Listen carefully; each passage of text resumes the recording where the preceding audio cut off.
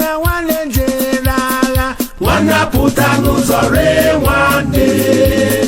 nwanna pụta n'ụzọ ree nwanne gịnị ka m ga-enye unu ụmụ Biafra gịnị ka m ga-enye unu onye nwanyị nyanya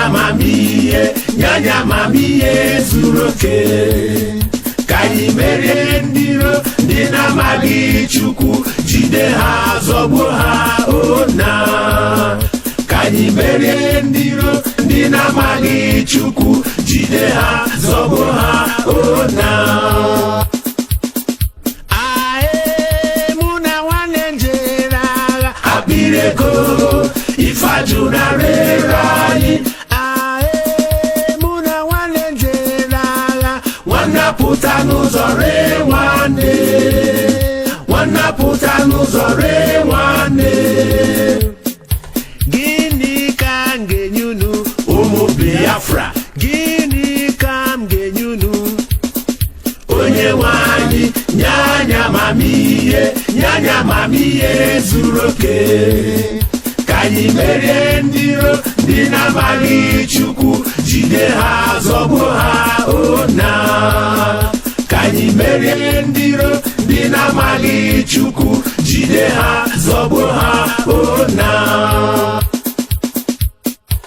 ụmụ okoribe m jikerebe na ya emehie ụmụ okoribe m jikerebe na ya emehie ebe ka unu si Biafra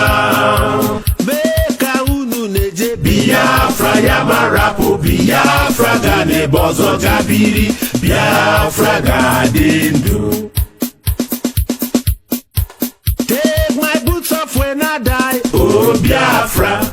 take my clothing to the camp hallelujah give my gun to someone else to fight for fatherland Biafra take my boots off when I die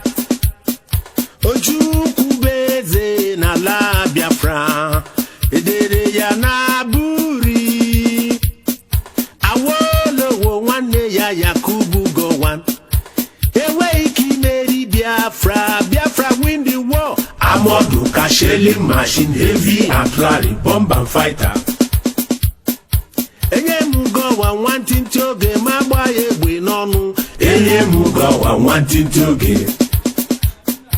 enye m Gowon nwantịntị oge ma gba ya egbe n'ọnụ enye m Gowon nwantịntị oge ụmụ Biafra unu ekwekwana ka Gowon chi unu unu ekwekwana ka Gowon chi unu ọchịchị ga-esi n'aka Ojukwu bịa onye eze anya chọrọ ọchịchị Gowon ruo mgbe ebighị ebi ọchịchị ga-esi n'aka Ojukwu bịa onye eze anya chọrọ ọchịchị Gowon ruo mgbe ebighị ebi abụ m onye amamihe nne m anyị rapụkwa m ma bara onwe mami onye nwụrụ anwụ were akwụcha kechie ya anya wee omeninye ọbakweri iheri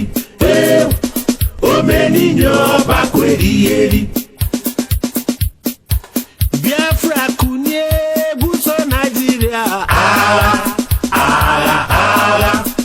maka gịnị n'ihi na ha bụ ndị na-amaghị Chineke ndị na-amaghị Chineke kere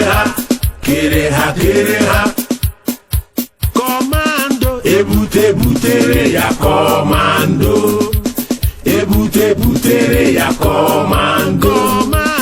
ebutere ya kọmando akwụkwọ Igbo beri ma n'oruwo Chineke ntị ọ dị mmegbu Ojukwu chiba anyị akwụkwọ Igbo beri ma n'oruwo